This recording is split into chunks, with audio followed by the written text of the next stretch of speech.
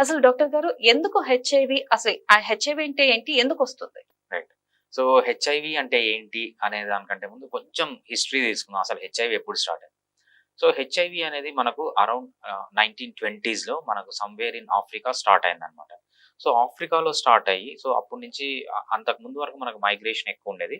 1920స్ తర్వాత ఆఫ్రికా నుంచి యూఎస్‌కి మైగ్రేట్ కావడం స్టార్ట్ చేశారనమాట.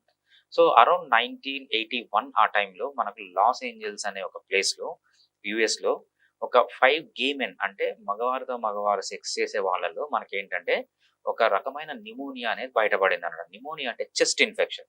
సో, ఈ చెస్ట్ ఇన్ఫెక్షన్ సింప్టమ్స్ కూడా చాలా వెరైటీ ఉన్నాయి. అదే ప్లేస్‌లో ఒక 6 మంత్స్ తర్వాత అదే గే మెన్‌కి అంటే వేరే పర్సన్‌కి కపోసిస్ సార్కోమా అని బయటపడిందనమాట. నార్మల్‌గా కపోసిస్ సార్కోమా అనేది 70 ఇయర్స్ తర్వాతనో, 80 ఇయర్స్ తర్వాతనో రావాలి. కాకపోతే ఇది చాలా యంగ్ పీపుల్‌లో వచ్చింది. ఇది అప్పుడు కొంచెం ఆశ్చర్యానికి గురి చేసిందనమాట.